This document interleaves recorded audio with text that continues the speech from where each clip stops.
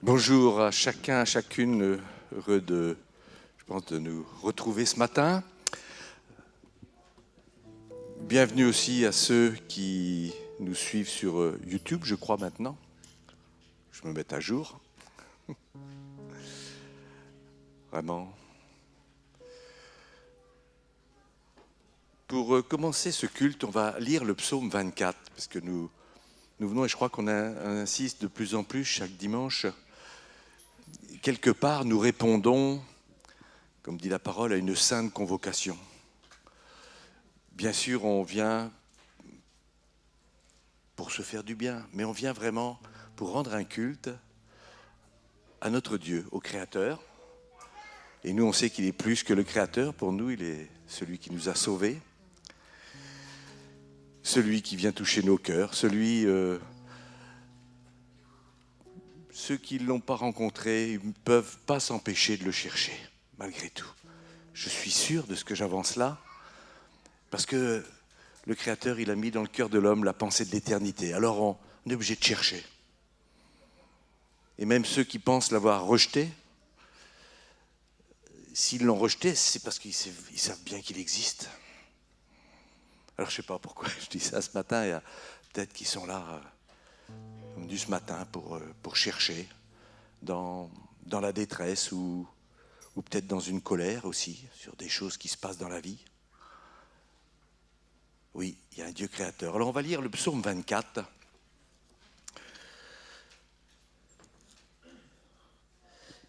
Un psaume de David. Pour le temps de Sainte Seine, nous lirons aussi le psaume 22, une autre perspective. Le psaume 24. Psaume de David. À l'Éternel, la terre et ce qu'elle renferme, le monde et ceux qui l'habitent. Car il l'a fondé sur les mers et affermi sur les fleuves. Qui pourra monter à la montagne de l'Éternel? Qui s'élèvera jusqu'à son lieu saint?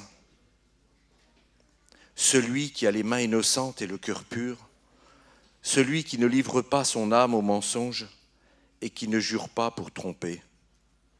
Il obtiendra la bénédiction de l'Éternel, la miséricorde du Dieu de son salut. Voilà le partage de la génération qui l'invoque, de ceux qui cherchent ta face, Dieu de Jacob. Portes, élevez vos linteaux, élevez-vous, portes éternelles, que le roi de gloire fasse son entrée. Qui est ce roi de gloire? L'Éternel fort et puissant, l'Éternel puissant dans les combats. Portes, élevez vos linteaux, élevez-les, portes éternelles, que le roi de gloire fasse son entrée. Qui donc est ce roi de gloire? L'Éternel des armées, voilà le roi de gloire. Ce psaume nous est présenté beaucoup de choses. Le Créateur de toutes choses, celui qui est notre Sauveur, et celui aussi qui reviendra régner. Et qui peut s'élever à la montagne de l'Éternel? Celui qui a les mains innocentes et le cœur pur, celui qui ne livre pas son âme au mensonge. Or, nous l'avons tous un jour ou l'autre livré, mais c'est possible par l'œuvre de Jésus-Christ.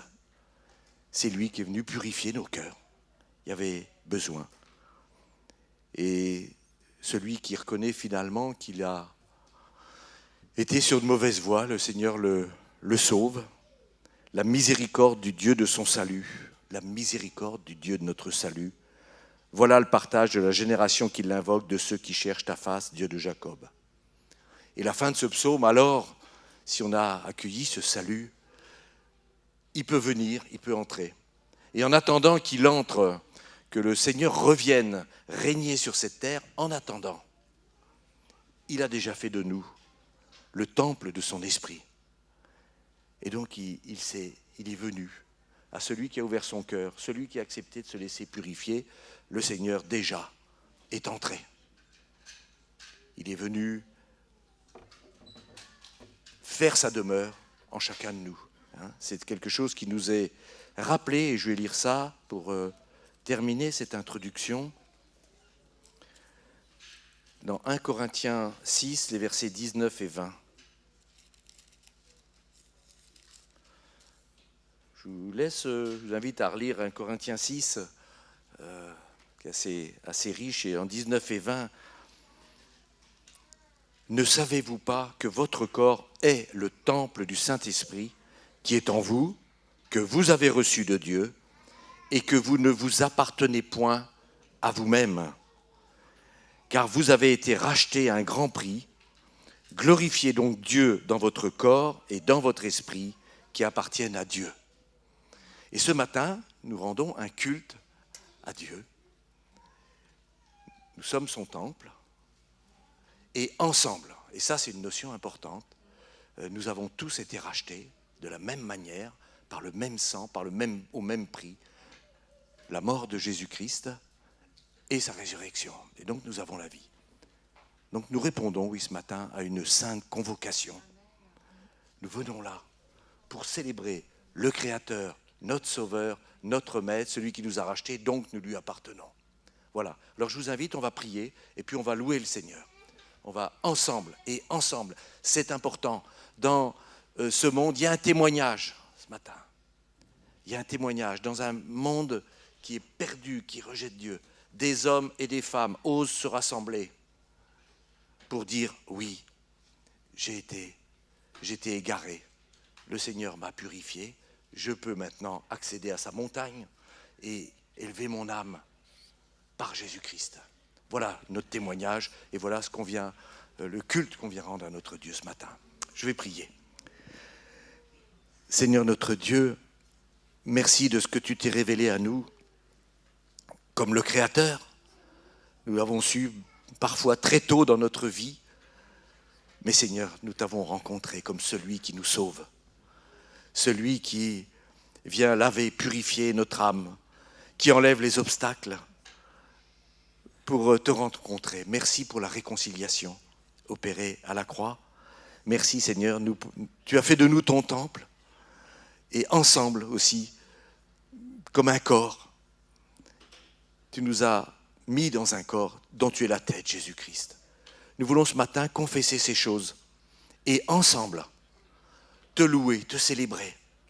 Nous répondons à ton appel ce matin, Seigneur. Et nous croyons, Seigneur, que lorsque ton peuple, avec toutes les difficultés, Seigneur, mais se rassemble et confesse ensemble ton nom, Créateur, Sauveur, Seigneur, celui qui revient, celui qui régnera, celui pour lequel les portes, oui, seront élevées, agrandies, Seigneur. Les rois de la terre, c'est toi qui es leur maître, Seigneur. Et tu le démontreras, et tu le montreras, et tu reviendras. Alors, Seigneur, ce matin, nous te louons comme celui qui a racheté nos vies. Alors nous t'appartenons.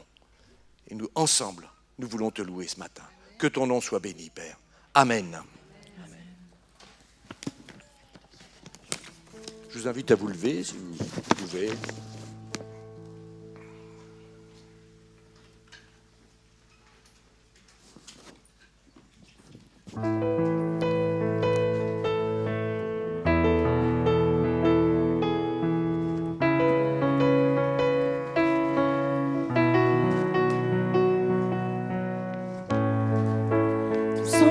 Besoin d'être aimé, d'un amour sans limite, que ta grâce coule en moi.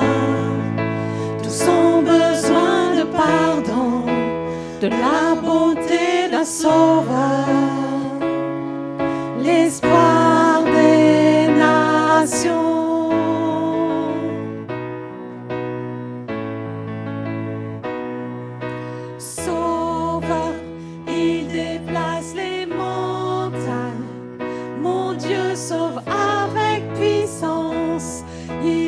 Avec puissance, pour toujours, Créateur du salut. Jésus a vaincu la mort, il a vaincu la mort.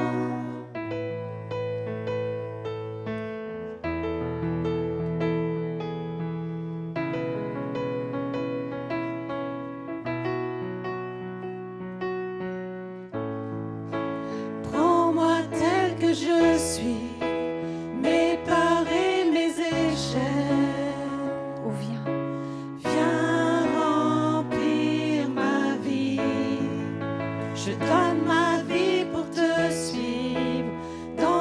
ce que je crois. Et je me soumets.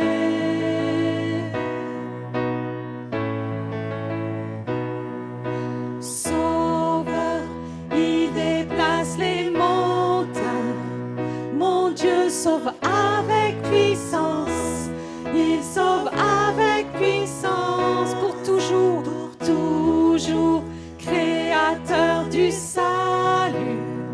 Jésus a vaincu la mort. Il a vaincu la mort. Prends-moi tel que je suis. Prends-moi tel que je suis, mes peurs et mes échecs. Viens Seigneur, viens. Viens remplir ma vie. Je donne ma vie pour te suivre dans tout ce que je crois. Et je me soumets. Et je me soumets.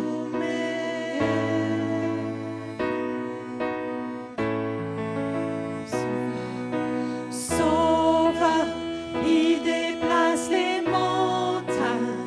Mon Dieu sauve avec puissance. Il sauve avec puissance pour toujours, créateur du salut. Jésus a vaincu la mort. Il a vaincu la mort. Sauveur, Sauveur, il déplace les montagnes. Mon Dieu sauve avec puissance. Il sauve avec puissance pour toujours, créateur du salut.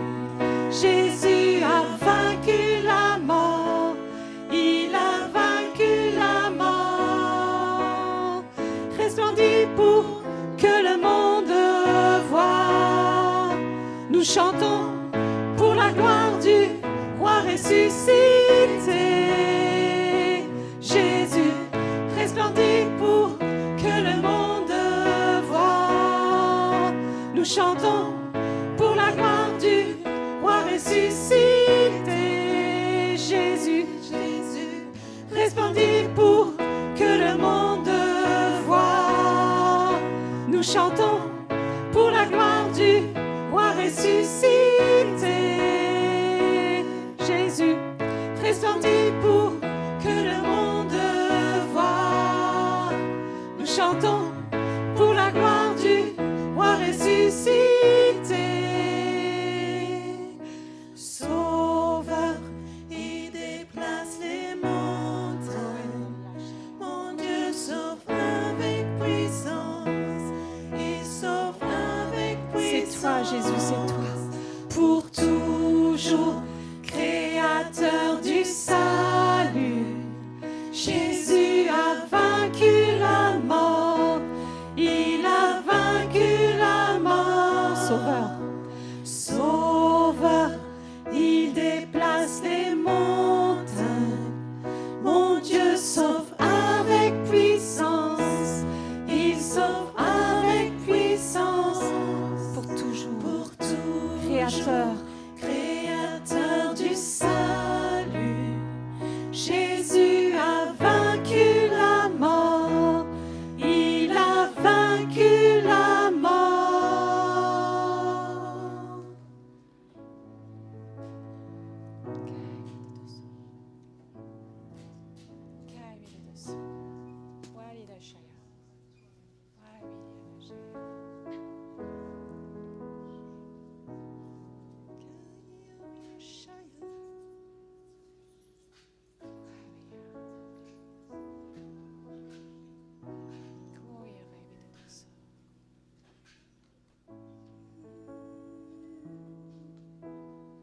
Y a-t-il rien qui soit étonnant de la part de l'Éternel? Maintenant, demain, y a-t-il rien qui soit étonnant de la part de l'Éternel?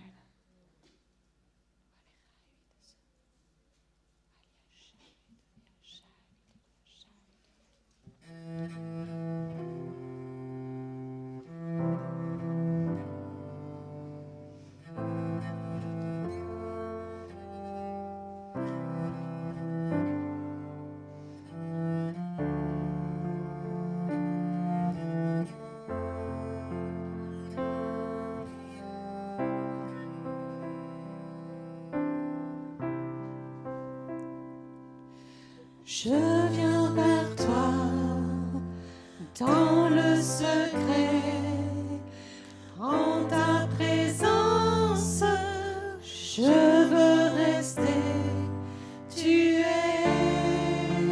Tu seras toujours là.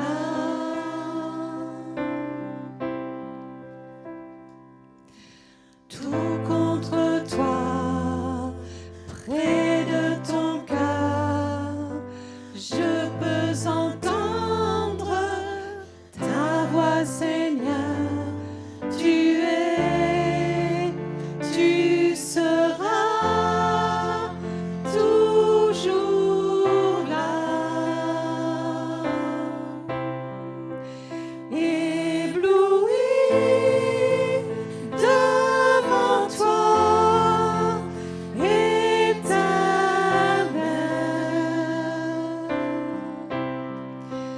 ébahi par l'amour de ton ciel.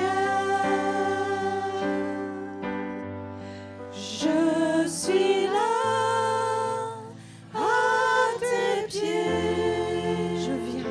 Je viens t'adorer. Je désire habiter près de toi.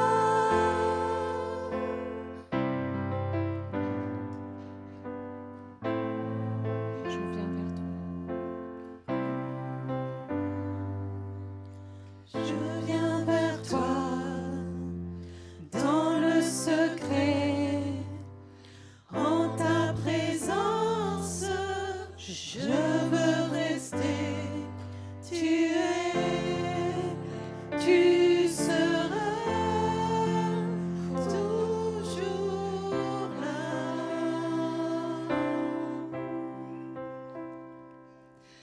Tout contre toi, près de ton cœur, Tout près de son cœur.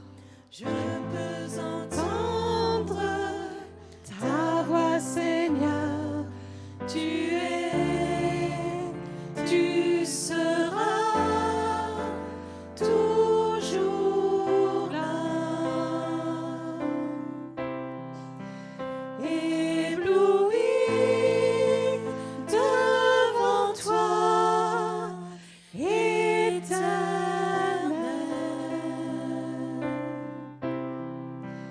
ébahi par l'amour de ton ciel.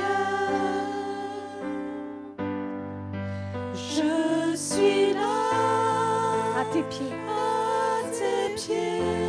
Je viens pour t'adorer. Je viens t'adorer. Je désire habiter près de toi.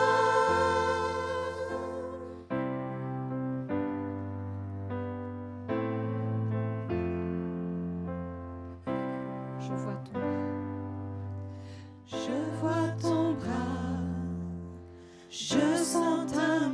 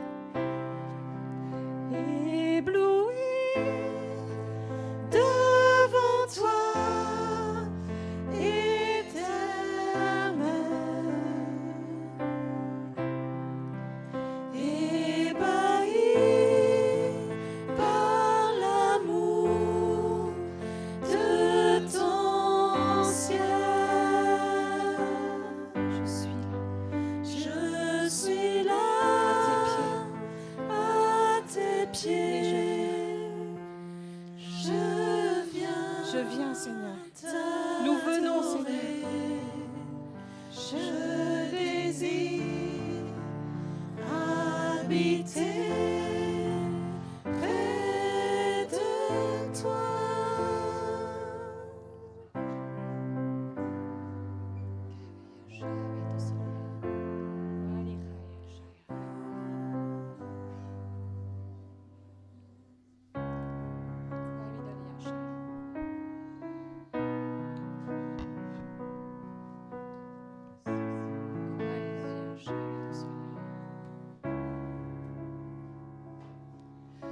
J'entre dans le sein des saints. J'entre par le sang de l'agneau. J'entre pour t'adorer, toi seul. J'entre pour honorer Jésus. J'entre dans le sein des saints. J'entre dans le sein des saints.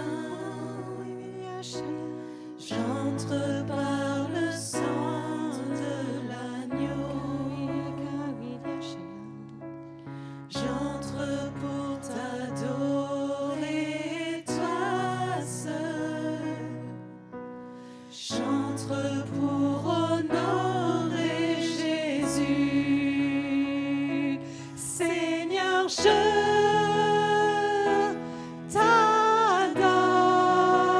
t'adore.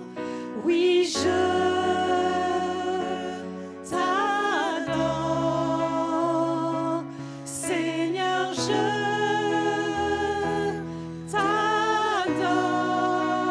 t'adore. Oui, je t'adore. Car ton nom est très saint,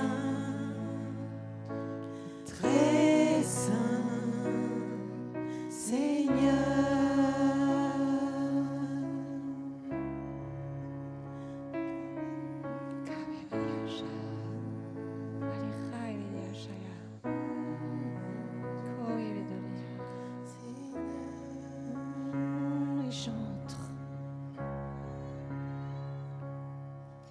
J'entre dans le sein des saints. Nous sommes en ta présence, Seigneur.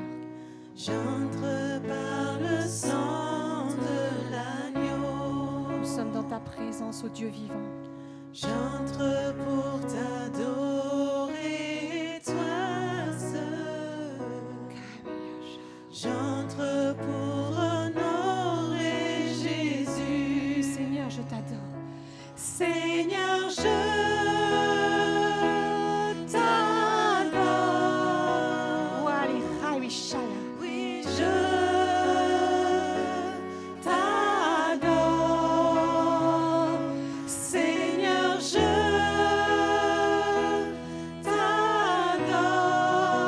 t'adore. Oui, je t'adore. Seigneur, je t'adore. Seigneur, je t'adore. Oui, je t'adore. Seigneur, je t'adore. Seigneur, je Toute notre adoration pour lui. t'adore. Oui, je t'adore. Car ton nom est très saint,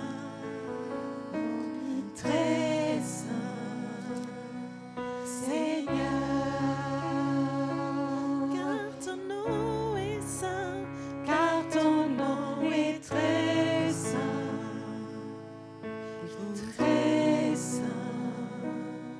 Seigneur.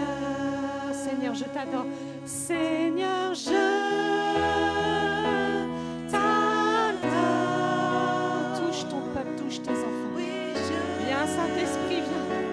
t'adore. Seigneur, je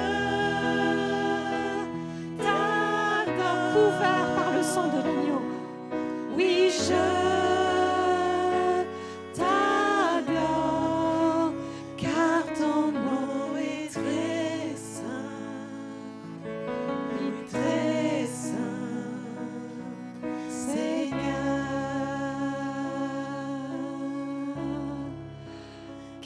ton nom est très saint.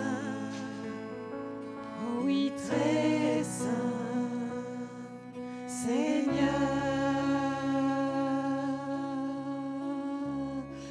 Car ton nom est très saint, très saint, Seigneur.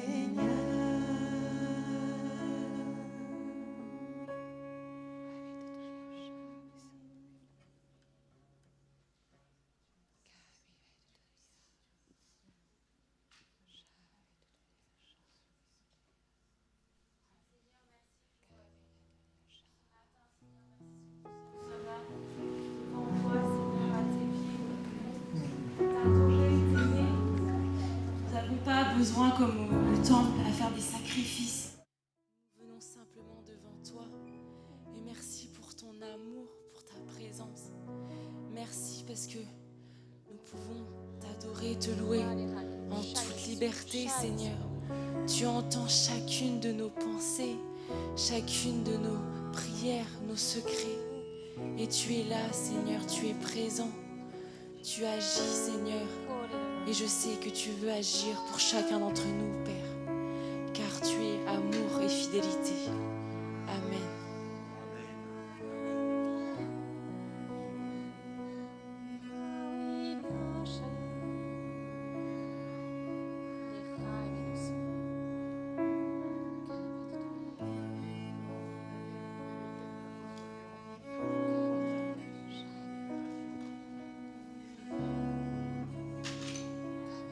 Car il est le Dieu vivant et il subsiste éternellement. Son royaume ne sera jamais détruit et sa domination durera jusqu'à la fin. C'est lui qui délivre et qui sauve, qui opère des signes et des prodiges dans les cieux et sur la terre. C'est lui qui a délivré Daniel de la puissance des lions. Il veut le faire aussi ce matin. Il veut délivrer ceux qui sont dans des tourments intérieurs. Il veut délivrer ceux qui sont dans des souffrances incompréhensible. Il est là ce matin et il veut nous donner la force et la joie de le servir, de l'honorer encore. Amen. Soyez encouragés, soyez fortifiés, mes frères et sœurs, et que le Seigneur, le Dieu de Daniel, soit aussi notre Dieu, celui qui nous protège et qui nous garde. Amen. Alléluia. Amen. Amen. Seigneur, je t'adore. Donne-lui toute notre adoration, tout notre être. Qu'il nous touche maintenant, qu'il nous sanctifie, qu'il nous purifie. Donnons-lui notre adoration. Apportons-lui nos offrandes. Je t'adore. Seigneur, je t'adore. Seigneur, je t'adore. Oui, il nous est précieux.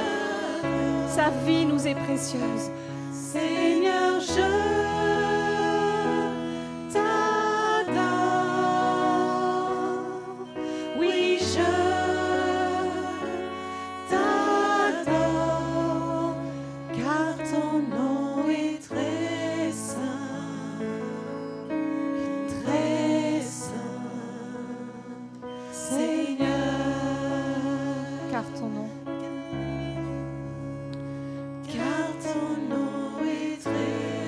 C'est avec respect que nous avançons. C'est avec respect que nous l'adorons. Seigneur, car ton nom est très saint, très saint. Seigneur, oui, ton nom, car ton nom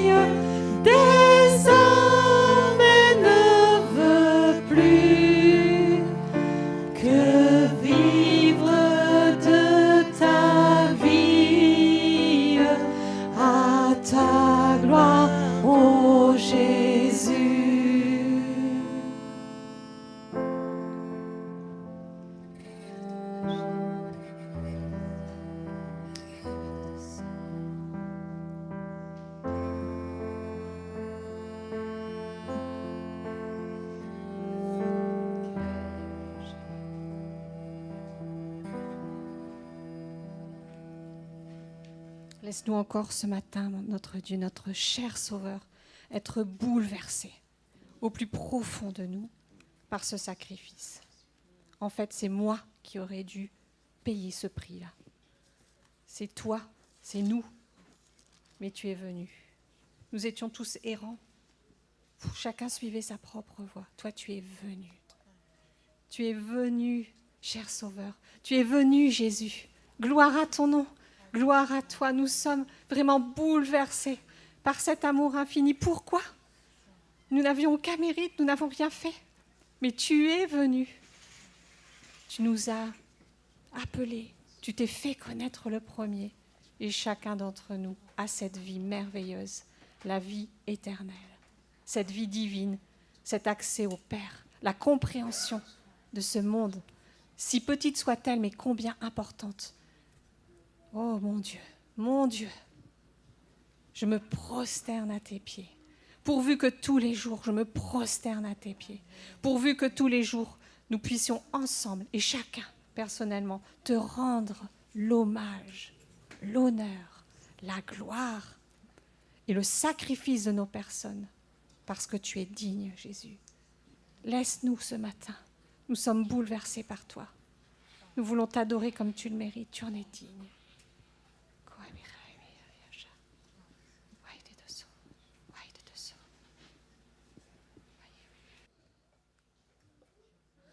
Je crois que nos cœurs sont préparés pour entendre la parole de Dieu. Je vous invite à ouvrir vos Bibles. Nous sommes encore dans le livre de Colossiens, chapitre 4. Nous allons lire le verset 2. Colossiens, chapitre 4, verset 2.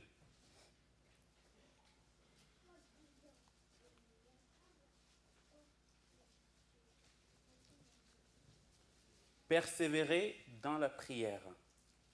Soyez vigilants dans ces domaines et reconnaissants envers Dieu.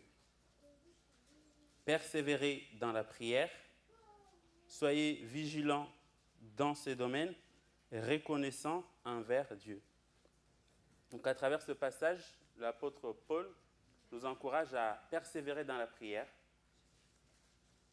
Mais la question qu'on peut se poser aujourd'hui, c'est comment persévérer dans la prière, comment intégrer intentionnellement la prière dans notre quotidien, dans le monde où nous sommes de plus en plus occupés avec le travail, avec la vie de famille, avec la vie d'église et avec toutes sortes de distractions qui sont là pour voler notre temps. Il y a la télévision, il y a Internet, il y a les réseaux sociaux. Comment arriver à mettre chaque jour un temps pour être dans la prière?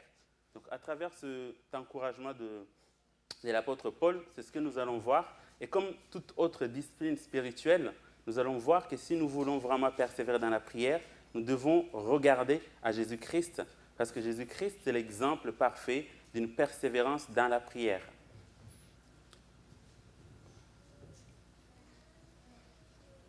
Là, Paul, quand il écrit, on l'a déjà dit, quand il écrit cette lettre aux Colossiens, il est en prison. Et là, vers la fin de sa lettre, il sait peut-être qu'il ne va pas les voir physiquement, que peut-être c'est sa dernière lettre pour eux. Donc là, il leur donne vraiment les conseils qu'il juge le plus important. Vous savez, quand on va quitter les personnes qu'on aime pour un temps long, on aime toujours laisser les conseils les plus importants. Donc lui aussi, à la fin de cette lettre, il voulait leur laisser, après avoir expliqué, montré comment vivre cette vie chrétienne dans chaque domaine de leur vie, après leur avoir montré la prééminence de Jésus-Christ, la suffisance du sacrifice de Jésus-Christ à la croix, là, il voulait leur laisser avec les conseils les plus importants. Persévérer dans la prière. Soyez vigilants dans ces domaines et reconnaissants envers Dieu.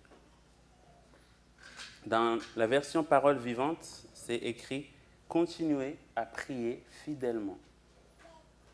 Et dans la version Nouvelle Bible Second, c'est écrit « Consacrez-vous assidûment à la prière ».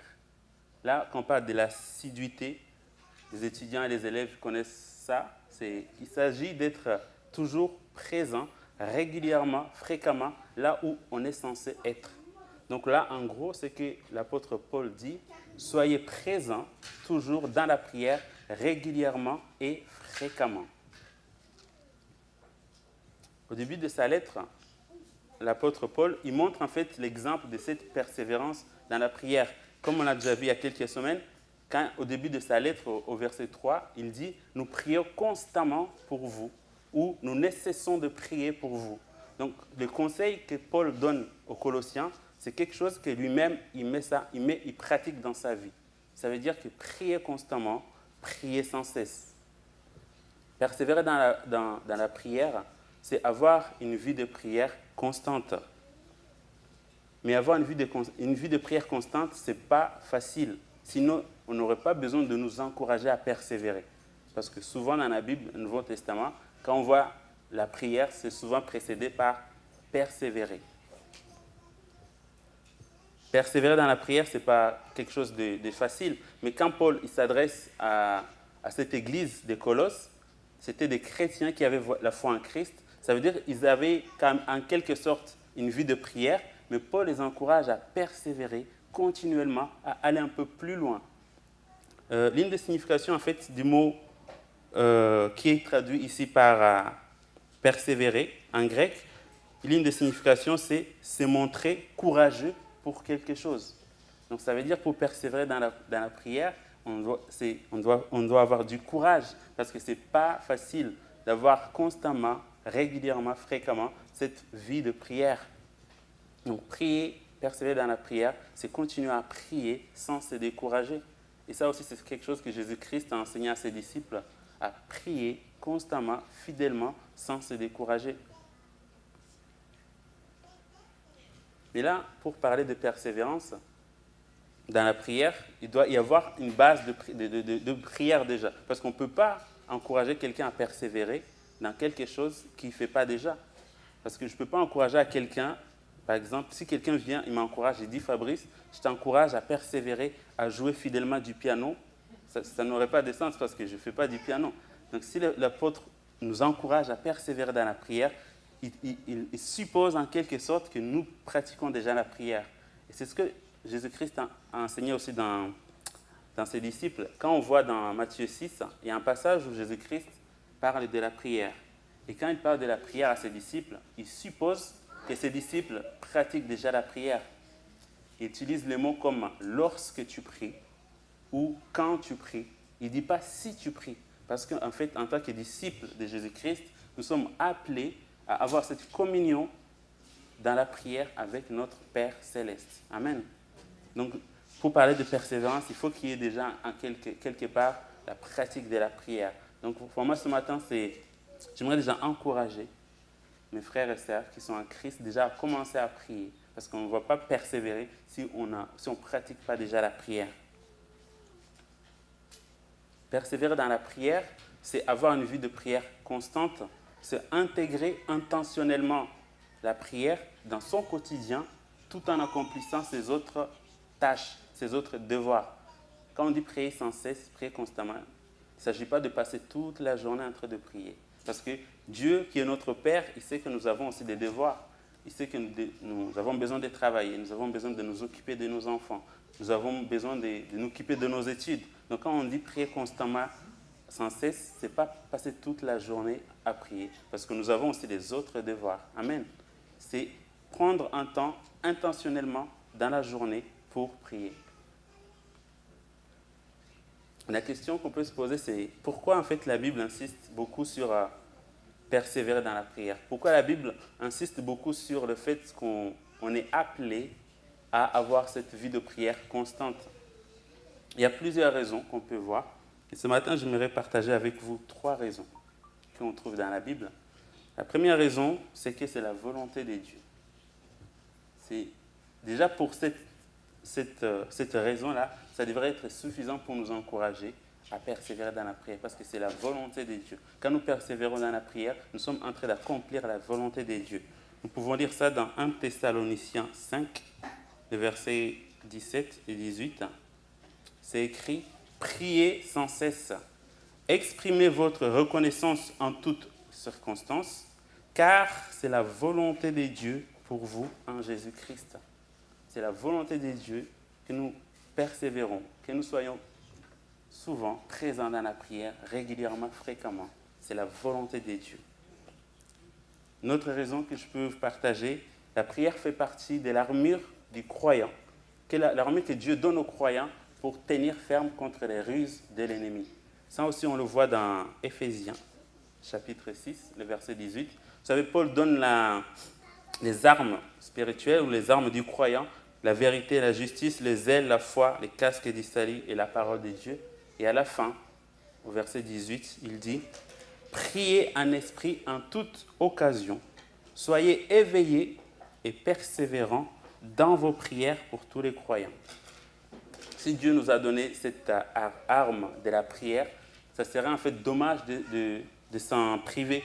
Parce que l'ennemi, notre ennemi, lui, nous savons qu'il rôde jour et nuit, cherchant qui dévorer.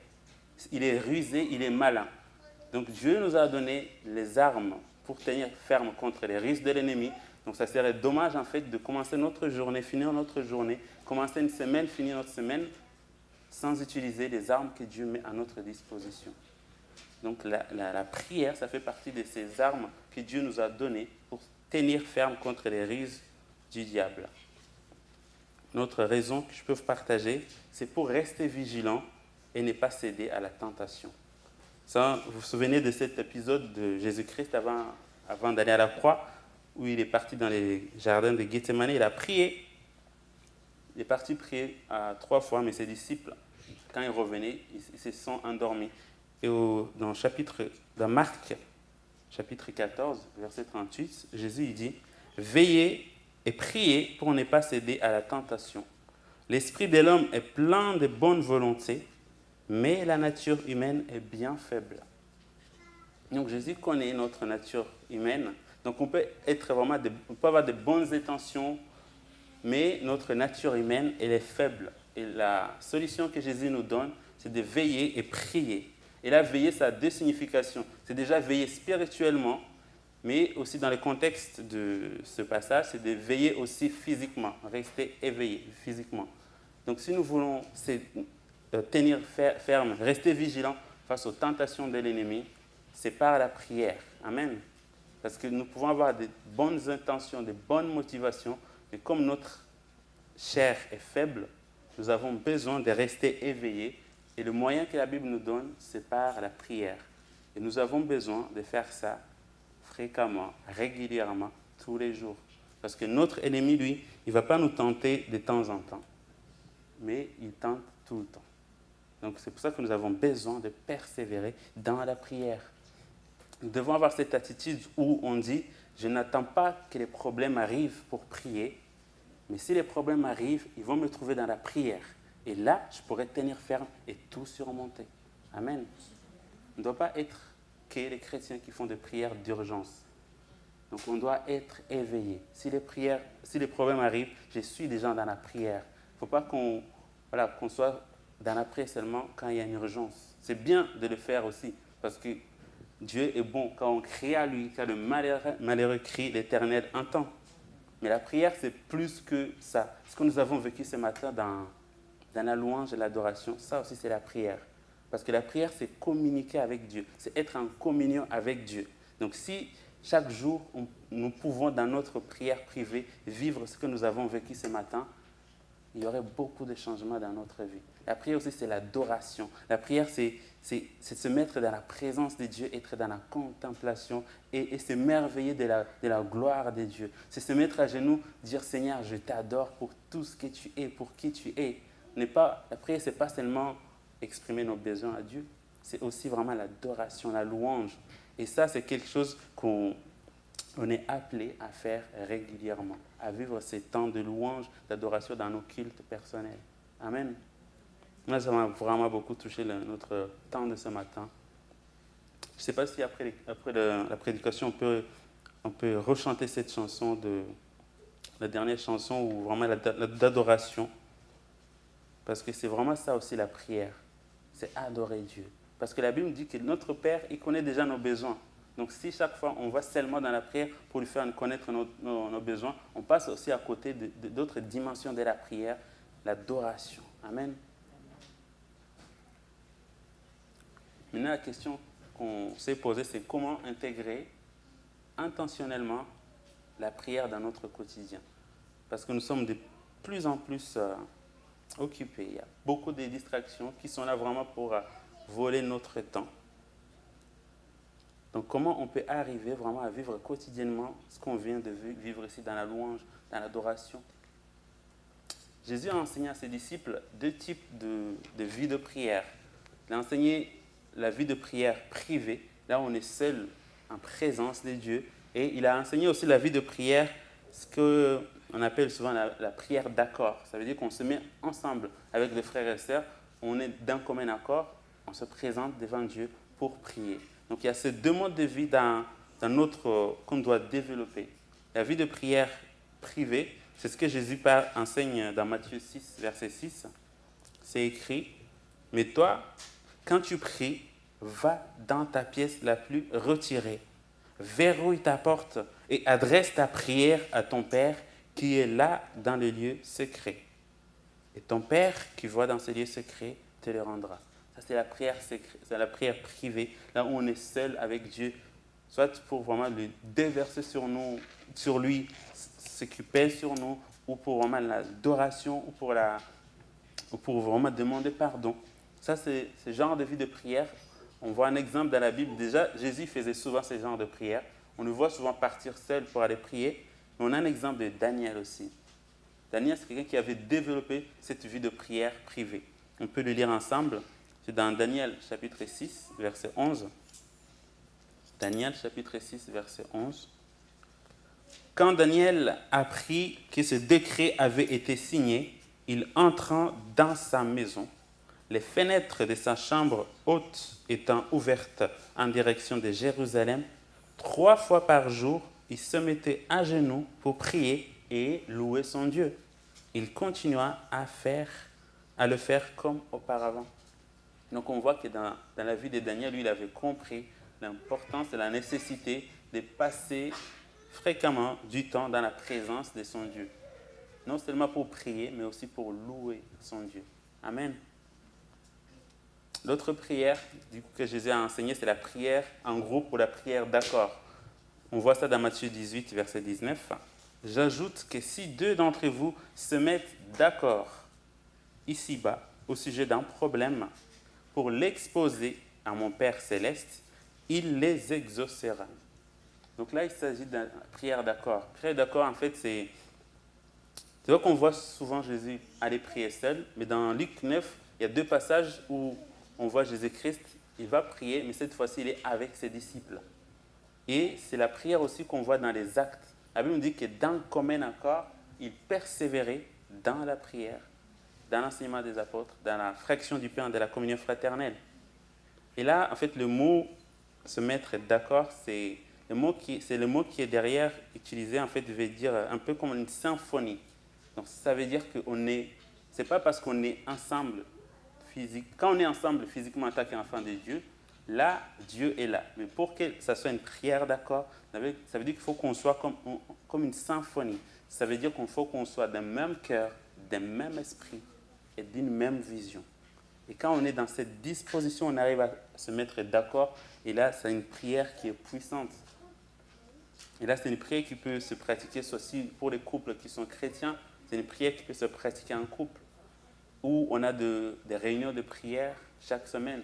C'est là aussi où on peut se retrouver avec des frères et sœurs et se mettre d'accord pour prier pour exposer à notre Père tel ou tel sujet. Et ça, c'est une prière puissante. Parce que Jésus promet que si on fait cela, Dieu nous exaucera. Amen. Donc, ces 2 modes de vie que Jésus a enseignés, de vie de prière, c'est important de développer à la fois notre vie de prière privée dans le secret et aussi notre vie de prière en accord avec les frères et sœurs. Les 2 vont ensemble. On ne peut pas dire, moi seulement, je prie seulement de mon côté, je n'ai pas besoin de prier avec les autres. On ne peut pas non plus dire, moi je prie qu'avec les autres, mais dans mon temps perso, je ne prie pas. Non, vraiment les 2 vont ensemble. Et c'est les 2 qu'on voit aussi dans la vie de Jésus-Christ. Donc si nous voulons développer notre vie de prière, si nous voulons vraiment persévérer dans la prière, si nous voulons intégrer intentionnellement la prière dans notre quotidien, on doit regarder l'exemple de Jésus-Christ, on doit regarder ses enseignements, parce que sa vie, c'était une vie de prière constante. C'est sa constance dans la prière qui a inspiré ses disciples à dire, mais Seigneur, apprenons à prier. Parce qu'ils ont vu que lui, il y avait une constance en fait dans sa prière. Et là, Jésus a appris à ses disciples à prier. On voit Jésus s'élever des fois, il s'élève tôt pour aller prier. La Bible nous dit dans Luc 22, 39, il avait une coutume d'aller prier à la montagne des Oliviers. Ça veut dire qu'il avait une habitude d'aller prier. C'est quelque chose qui faisait partie de ses habitudes en fait. Amen. Donc ce matin, on peut se poser quelques questions pour nous aider en fait à... Je sais que la plupart d'entre nous, ils ont déjà compris ces choses, mais c'est vraiment un encouragement à persévérer. Mais peut-être que ce matin, il y a quelqu'un qui dit peut-être moi, je n'ai pas encore intégré la prière dans ma vie quotidienne. Peut-être que moi, je prie, mais je fais souvent les prières d'urgence. Mais peut-être que ce matin, tu as envie d'aller plus loin.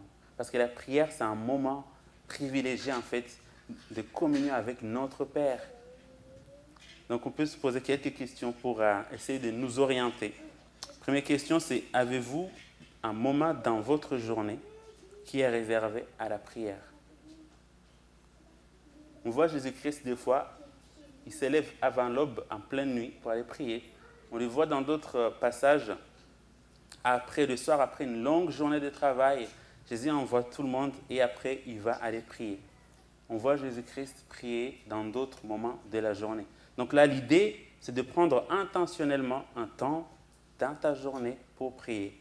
Que tu sois du matin ou du soir, ou ni du soir ni du matin, mais tu es du milieu. Donc, l'idée, c'est de trouver un temps intentionnel. Là, c'est vraiment le mot-clé, c'est intentionnel. Ça veut dire que je choisis de prier intentionnellement. Ça veut dire que je ne prie pas quand j'ai le temps, mais je prends intentionnellement chaque jour le temps de prier.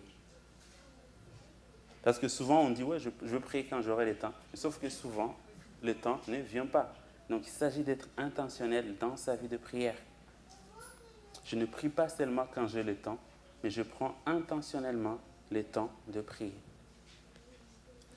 Avez-vous un endroit réservé à la prière? On voit que Jésus il avait le privilège d'aller dans les déserts, sur une colline.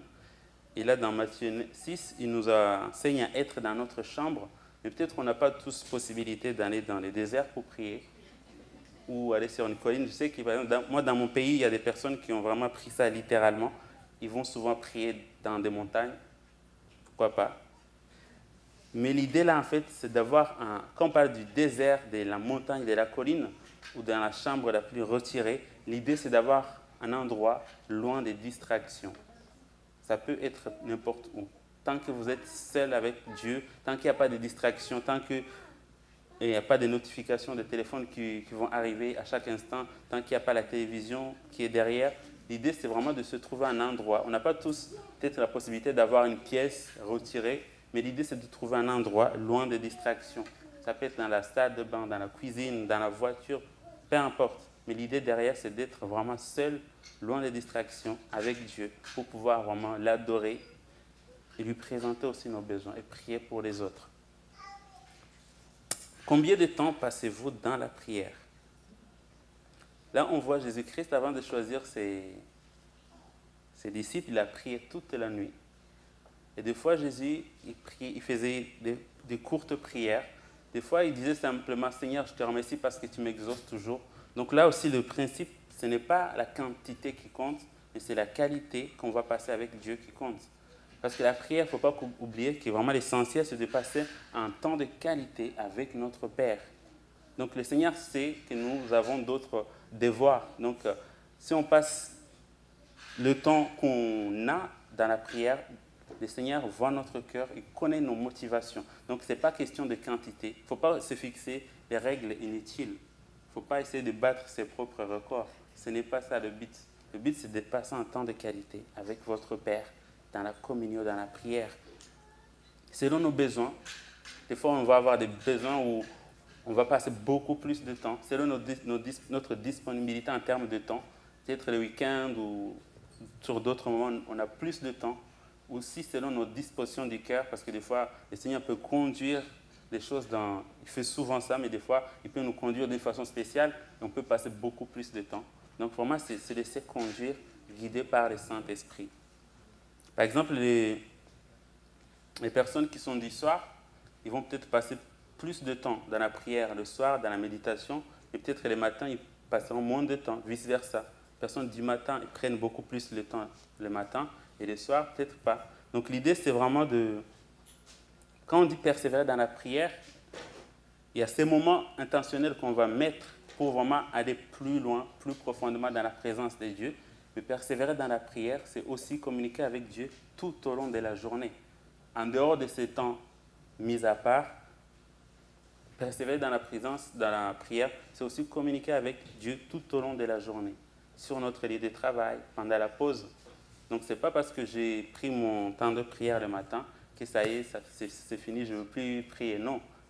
N'oublie pas, on a dit que prier, persévérer dans la prière, c'est être toujours présent dans la prière régulièrement et fréquemment. Ce n'est pas quelque chose que j'ai dit, c'est pas un contrat, on a des to-do list, ce n'est pas une to-do list, genre j'ai prié le matin, c'est bon, non. C'est vraiment un temps, j'y vais pour être avec mon Père. Amen. Je connais un frère, je pense qu'il y a beaucoup qui le connaissent.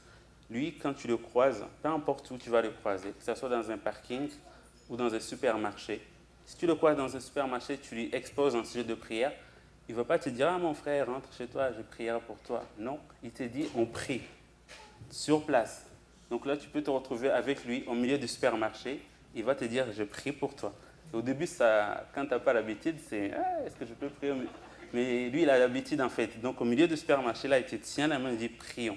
Et là, vous pouvez prier au milieu du supermarché. Amen. Donc persévérer dans la prière aussi, c'est ça. C'est être toujours dans la prière. On peut prier, peu importe où on se trouve. Amen. Avez-vous des personnes avec qui vous priez? On a vu que Jésus a enseigné des modes de prière. Donc il y a la prière privée, après il y a la prière en groupe, la prière d'accord. On a des groupes de prière ici à l'église. Est-ce que vous fréquentez un des groupes de prière? Est-ce que vous avez des frères et sœurs avec qui vous priez régulièrement? C'est très important d'avoir ces personnes avec qui vraiment on puisse se mettre d'accord pour prier, ou simplement les personnes qui vont prier pour nous quand nous, on ne peut pas prier. Parce que moi, je sais, par exemple, j'ai déjà dit ça, il y a longtemps, quand on avait attrapé Covid dans ma famille, on était tous très fatigués par terre, on n'avait pas cette force de prier. Mais le fait de savoir qu'il y a des personnes, des groupes de prière qui sont en train de prier pour nous, ça, c'est déjà un encouragement. Amen. Donc, ne vous privez pas vraiment de cette richesse que Dieu donne, la possibilité de pouvoir prier les uns pour les autres. Amen. L'autre question qu'on peut se poser, c'est « Avez-vous un carnet de prière ?» Ça, ce n'est pas écrit dans la Bible.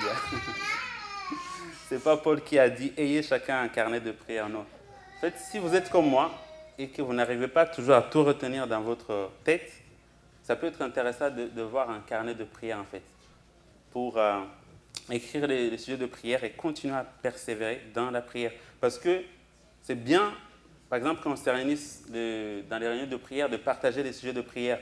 Mais si ça reste là et que personne dans la semaine continue de prier pour ça, ce n'est pas intéressant. Donc c'est pour ça, des fois, c'est intéressant de garder une liste de sujets de prière. Comme ça, on peut persévérer, continuer à lire, à prier pour ces sujets.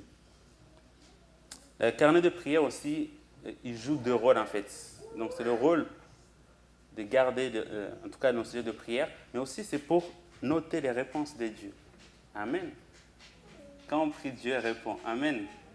Gloire à Dieu. Quand on s'approche de Dieu, en fait, il faut croire, en fait, il faut être dans l'expectative, dire Dieu va répondre. Donc le fait d'aller dans la prière avec un carnet, avec un stylo, ça aussi c'est un signe de foi, dire Seigneur, je viens dans la prière et je suis prêt à ce que tu me parles, je suis prêt à noter ce que tu vas me dire. Parce que la prière, ce n'est pas seulement moi qui parle, c'est aussi entendre Dieu qui parle. Et des fois, il peut nous donner d'autres sujets de prière, des révélations. Donc, c'est important aussi de pouvoir, en fait, noter ce que Dieu nous dit. Amen. Parce que c'est un signe aussi qu'on va prier, on sait que Dieu va parler et on est prêt à écouter. Donc, c'est important quand on s'approche de Dieu, de s'attendre, en fait, à ce qu'il réponde. Amen. Cette semaine, j'ai entendu cette histoire, peut-être vous la connaissez déjà. C'est une histoire, en fait, c'est une petite fille qui, dans son village, il n'y avait pas de pluie pendant longtemps. Et les chrétiens du village, ils se sont dit, bon, convient d'un rendez-vous, d'un commun accord, pour aller prier pour la pluie.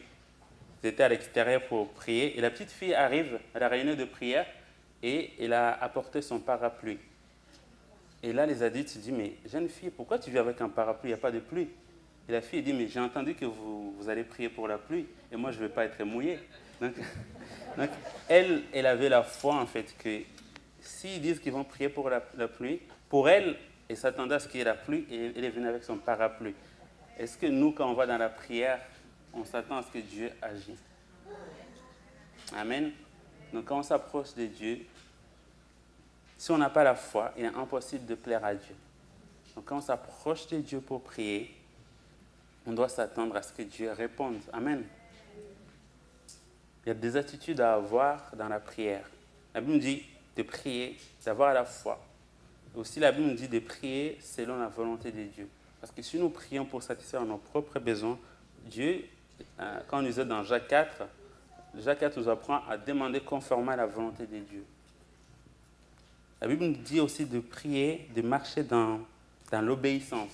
Parce que la Bible dit que, c'est dans les Proverbes, si nous fermons nos oreilles pour ne pas entendre les avertissements de Dieu, même nos prières, Dieu n'entend pas nos prières. Donc quand on s'approche de Dieu, il faut aussi qu'on demande pardon à Dieu pour nos péchés. La Bible dit que quand on ne pardonne pas, Dieu ne nous pardonne pas non plus. Donc quand on s'approche de Dieu et on sait qu'on n'a pas pardonné à quelqu'un, on doit pardonner cette personne pour que nous puissions vraiment entrer librement dans la présence de Dieu. Amen. Quand on entre dans la prière, on doit entrer dans l'humilité. La Bible dit que Dieu résiste aux orgueilleux, mais fait grâce aux humbles. Donc il y a des attitudes à avoir quand on entre dans la prière. Amen. Je sais qu'il y a beaucoup d'entre nous, du coup, qui ont compris ces choses, qui les mettent en pratique. Donc, je vous encourage à persévérer. Mais si jamais vous n'avez pas encore intégré la prière dans votre vie de prière, qu'est-ce qui vous empêche de le faire? Je pense qu'un bon début serait de prier. Il faut demander à Dieu de vous montrer ce qui vous empêche d'avoir une vie de prière constante. Si on a un problème avec la prière, la solution, c'est la prière. Donc on peut prier, dire, Seigneur, qu'est-ce qui m'empêche de prier? Qu'est-ce qui m'empêche d'avoir une vie de prière constante? Seigneur connaît nos vies, sait qu'on est occupé, connaît chacun d'entre nous. C'est vraiment un encouragement ce matin. Peut-être que vous êtes très occupé. Le Seigneur le voit. Peut-être, dans ce cas, peut-être que vous avez besoin d'aménager votre planning, de revoir votre emploi du temps. Parce que si on n'a pas le temps de prier, on n'a vraiment pas du tout du temps. Il y a un principe que j'aime beaucoup qu'on trouve dans le livre des Actes. C'est quand l'Église commençait à grandir, les apôtres, à un moment donné, ils ont vu qu'ils n'arrivaient pas à avoir suffisamment de temps pour la prière et la prédication parce qu'il y avait beaucoup d'autres besoins. Et pour se dégager du temps, pour se consacrer à la prière et à la prédication, ils se sont dégagés de certaines tâches. Et c'est là qu'on voit dans la Bible la nomination des premiers diacres. Donc, le principe, c'est que si vous avez beaucoup de choses à faire, est-ce qu'il n'y a pas de choses que vous pouvez soit déléguer ou arrêter complètement de les faire, ou les faire à un autre moment pour que vous puissiez avoir le temps dans la prière? Moi, je sais qu'après ma conversion, j'avais du mal à vraiment persévérer dans la prière. J'avais du mal à avoir du temps dans la prière parce que je n'arrivais pas, j'étais ni du matin ni du soir. J'ai découvert ça après.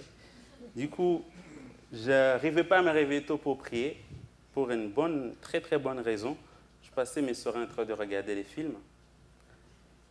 Tous les soirées, donc je regardais les films. Je pouvais regarder 1, 2 ou 3 films jusqu'à très tard dans la nuit. Donc du coup, le matin, je ne pouvais pas me réveiller tôt pour prier. Et quand j'ai commencé à comprendre vraiment l'importance de passer du temps quotidiennement avec Dieu, j'ai pris une décision radicale. J'ai arrêté de regarder les films tous les soirs. Je précise tous les soirs, ça ne veut pas dire que j'ai complètement... Mais j'ai réaménagé mon temps. Je me suis dit, si je veux me réveiller tôt, il va falloir que je me couche tôt, parce que j'avais besoin de dormir aussi. Et je me suis dit, du coup, s'il faut que je me couche tôt, il y a quelque chose qui doit être enlevé dans mon emploi du temps. Et c'était regarder les films tous les soirs. Donc peut-être quelqu'un ce matin a besoin de prendre une décision aussi courageuse, de prendre la télécommande, de dire à la télécommande, je t'aime beaucoup, mais on arrête là. Amen. Il y a une sœur de l'église que je ne nommerai pas. Elle a dit qu'elle a pris aussi cette décision à partir de 21h de couper tout ce qui est distraction pour se consacrer à la prière, à la méditation. Peut-être qu'il y a quelqu'un qui a besoin de dire à son téléphone qu'il l'aime beaucoup, mais qu'à partir de certaines heures, il a autre chose à faire. Amen. N'oubliez pas, on a vu que le mot persévérer veut dire aussi être courageux pour faire quelque chose. Donc si nous voulons persévérer dans la prière, il va falloir des fois prendre des décisions un peu radicales et courageuses.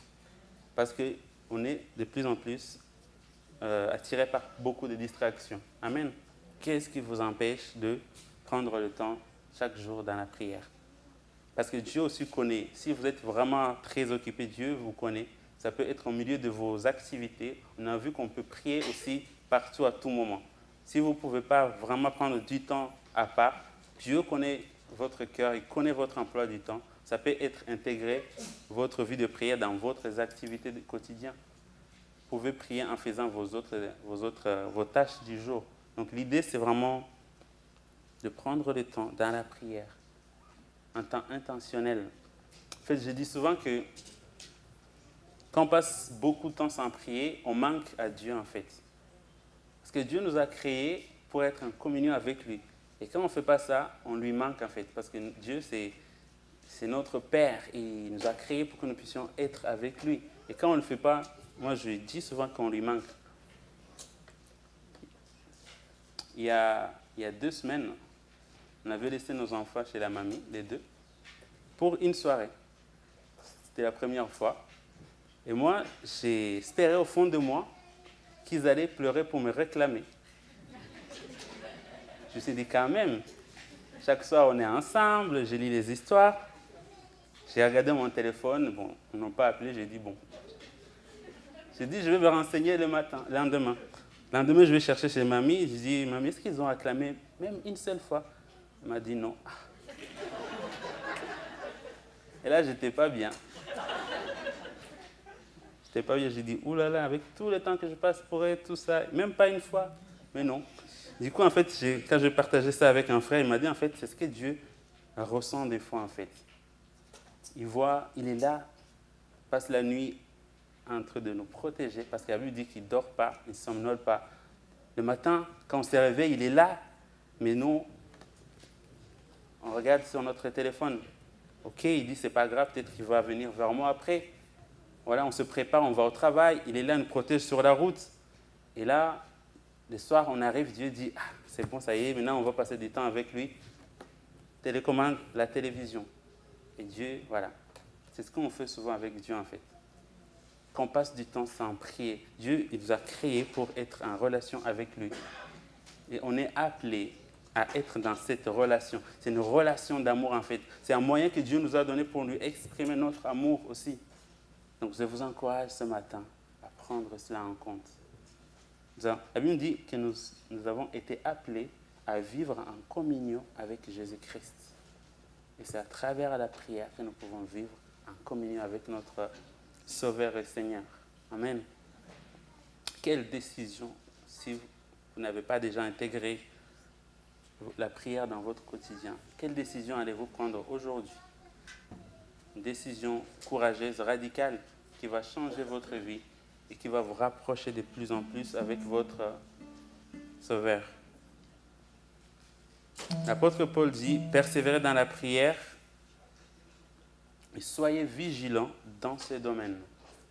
Le mot qui est traduit ici par veiller ou être vigilant, le mot grec derrière, il veut dire porter une attention stricte et active. Aujourd'hui, nous sommes vigilants dans différents domaines de notre vie. Certains, ça va être dans la santé, ils vont faire attention à ce qu'ils mangent, faire du sport. D'autres, ça va être dans le domaine de leur gestion des finances. Ils vont faire attention, bien gérer comme des bons gestionnaires. D'autres, ça va être dans l'éducation de leurs enfants. Ils vont s'assurer que les enfants sont bien éduqués. C'est une très bonne chose. Et je nous encourage tous à être vigilants dans tous ces domaines de la vie. Mais là où nous, en tant que chrétiens, on doit être encore beaucoup plus vigilants, c'est dans les domaines de la prière. Amen. Martin Luther, il a dit, j'ai tant de choses à faire qu'il me faut passer les 3 premières heures de chaque jour en prière. Il avait réalisé que malgré sa vie chargée, malgré ses responsabilités, le seul moyen de s'en sortir, c'était de prier d'abord. Amen. Donc si vous êtes trop surchargé, priez d'abord. Amen. Parce que si la prière ne prend pas vraiment une place prioritaire, on la mettra toujours au second plan. Et on va passer vraiment à côté d'une grande bénédiction que Dieu nous donne, la prière. Amen. Et Paul finit, on va finir par ça. Soyez reconnaissants envers Dieu. Soyez reconnaissants envers le Seigneur. Avec quelle attitude allez-vous dans la prière? Dans le Nouveau Testament, quand on voit le mot prière, souvent, c'est précédé par persévérance et c'est suivi par reconnaissance. La seule attitude qu'on voit souvent qui est acceptable dans la prière, c'est la reconnaissance. C'est vrai qu'aujourd'hui, on peut avoir plusieurs autres attitudes dans la prière. Il va y avoir une attitude revendicatrice où on va revendiquer les choses, où on va exiger les choses. Mais ce que là, l'apôtre Paul nous dit, c'est « Soyez reconnaissants envers Dieu ». Déjà, la première reconnaissance, c'est le fait de pouvoir nous approcher du trône de la grâce. En soi, c'est déjà un sujet de reconnaissance. Parce que comme on l'a vu il y a quelques semaines, avant que Christ vienne dans notre vie, nous étions exclus de la présence de Dieu. Nous étions ennemis, éloignés de Dieu. Mais le fait qu'aujourd'hui, par le sang de Jésus-Christ versé pour nous, nous pouvons nous présenter avec assurance devant le trône de la grâce, c'est déjà suffisant. C'est déjà un sujet de reconnaissance. Amen. Nous devons être reconnaissants aussi pour tous les sujets que Dieu a déjà exaucés. Vous vous souvenez de cette histoire de Jésus qui guérit 10 lépreux? Il y a un seul qui vient le voir à la fin. Et Jésus dit, les autres ne sont-ils pas guéris? N'ont-ils pas jugé dignes de donner gloire à Dieu?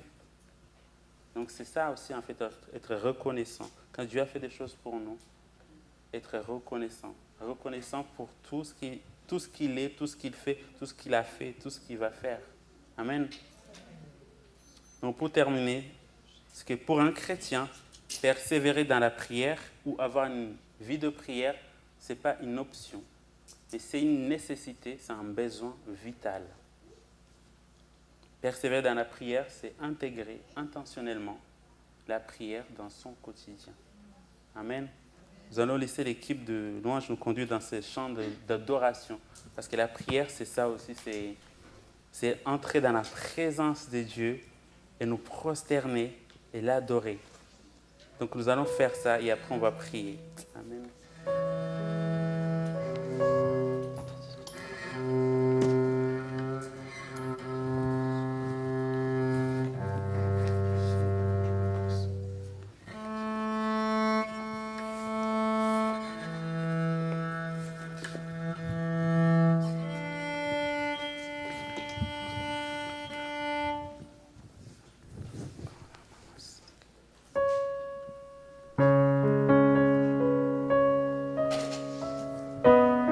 Alléluia. N'hésitez pas si vous voulez vous mettre à genoux, vous asseoir. Nous sommes dans la présence de notre Dieu. Laissez-vous conduire par le Saint-Esprit.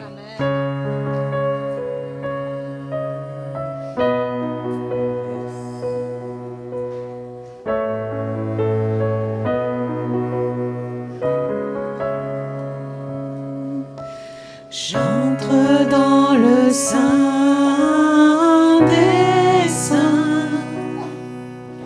J'entre par le sang de l'agneau.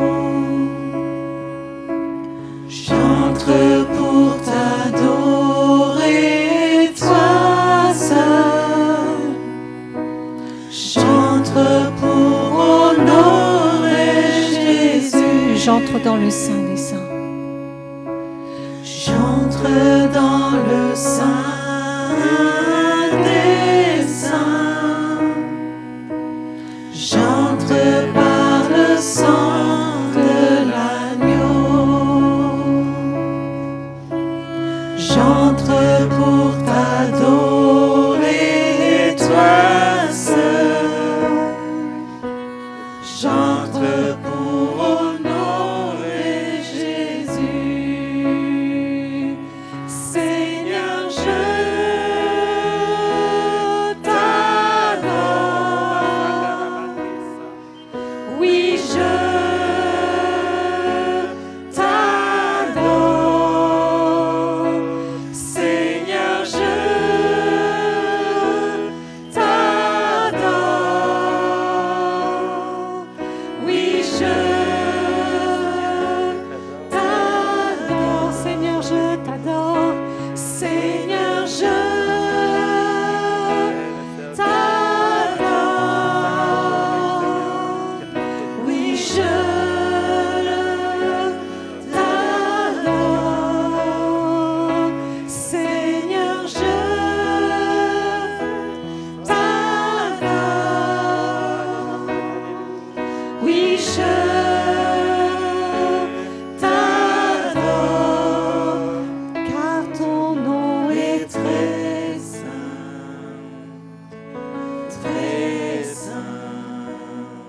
Seigneur.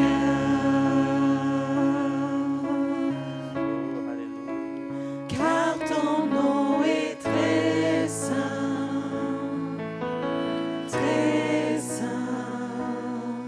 Seigneur.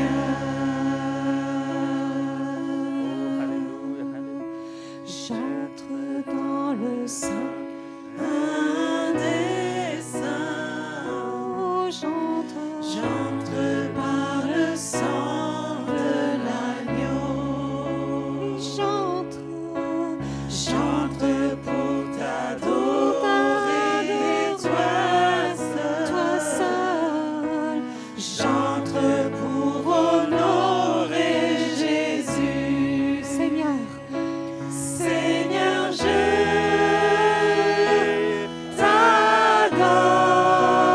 t'adore. Oui, je t'adore. Seigneur, je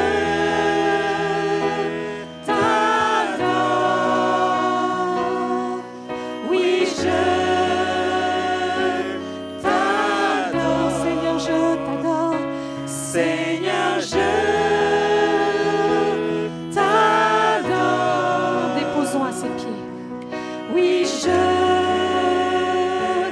t'adore. Seigneur, je t'adore. Oui, je t'adore.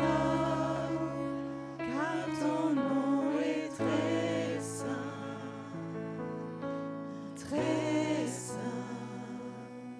Seigneur.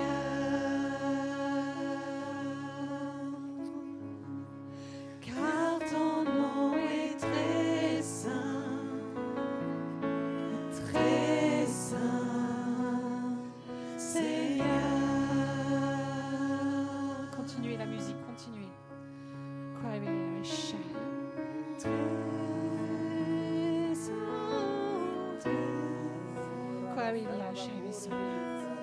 Nous sommes dans le lieu très saint.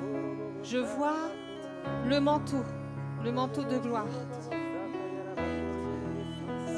Le manteau de notre Dieu, le manteau de l'Éternel.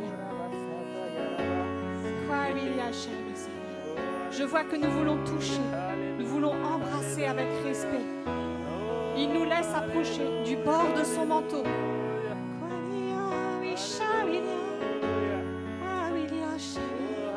Purifie-nous, Seigneur, purifie ton peuple.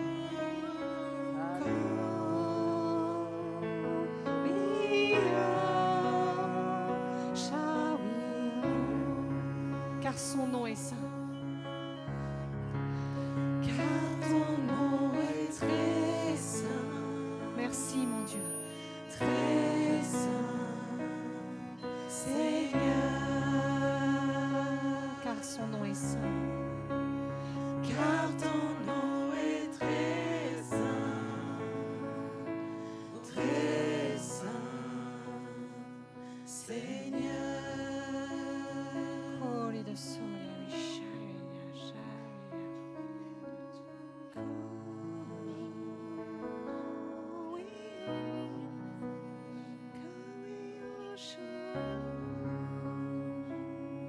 personne ne reste en arrière.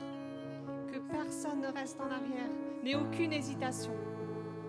C'est lui qui purifie. C'est lui qui qualifie. N'aie aucune hésitation. Avance. Touche le manteau de l'Éternel. Baise le manteau de l'Éternel.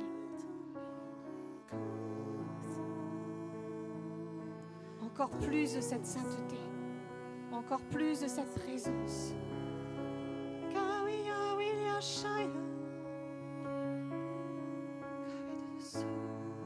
Le Fils est là, le bien-aimé, à la droite du trône, il est là.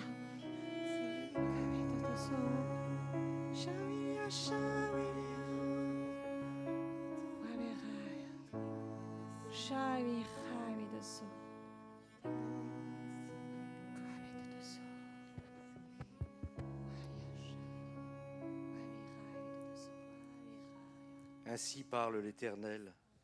Retiens tes pleurs, retiens les larmes de tes yeux, car il y aura un salaire pour tes œuvres, dit l'Éternel. Ils reviendront du pays de l'ennemi. Il y a de l'espérance pour ton avenir, dit l'Éternel. Tes enfants reviendront dans leur territoire. J'entends Éphraïm qui se lamente. Tu m'as châtié, et j'ai été châtié comme un veau qui n'est pas dompté. Fais-moi revenir, et je reviendrai, car tu es l'Éternel, mon Dieu.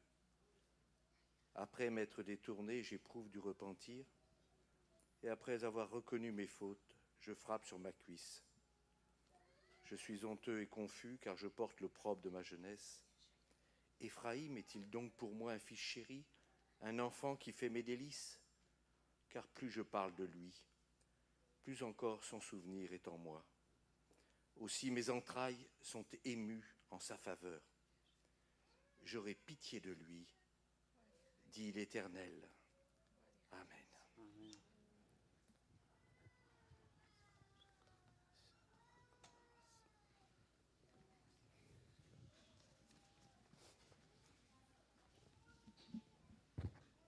Alléluia. Merci Seigneur.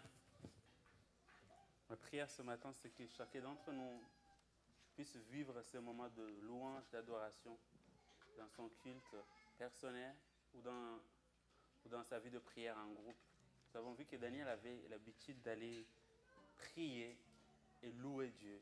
Donc que nous puissions développer ça tous les jours. Parce que c'est dans la présence de Dieu que nous allons être transformés. C'est dans la présence de Dieu que nous allons être remplis. C'est dans la présence de Dieu que Dieu nous va nous remplir et déborder. Et là, nous pouvons déborder autour de nous. Amen. Donc ce matin, je peux vous partager 3 sujets de prière. On a vu la prière d'accord. Donc je propose qu'on, dans vos moments de prière privés ou dans vos moments de prière en groupe, continuez à prier pour notre Église.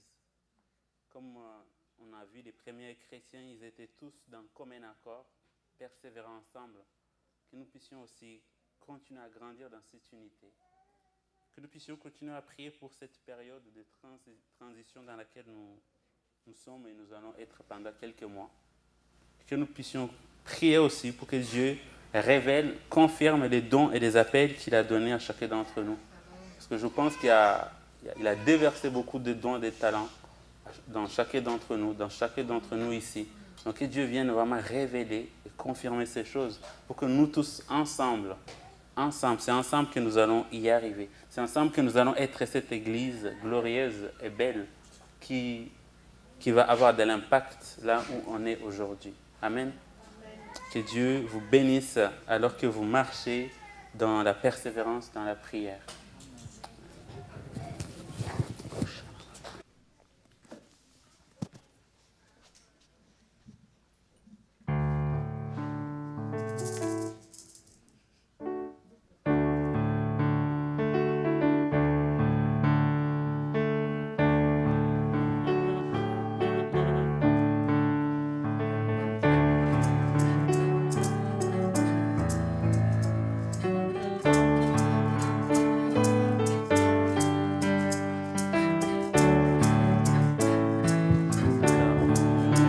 Je suivrai mon Seigneur et mon Maître.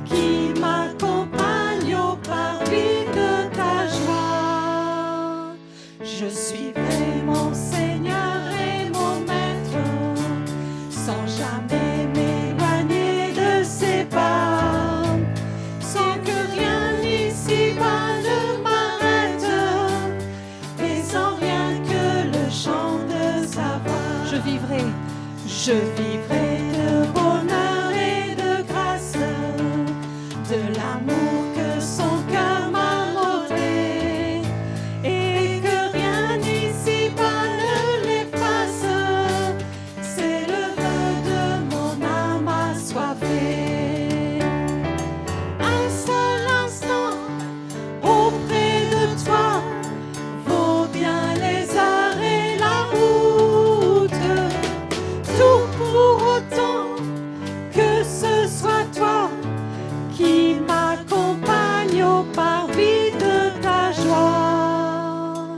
Je suivrai mon Seigneur et mon Maître, sans jamais m'éloigner de ses pas, et sans rien qu'ici-bas ne m'arrête, et sans rien que le chant de sa voix, et sans rien que le chant de sa voix, et sans rien que le chant de sa voix. Ta voix, Jésus, ta voix.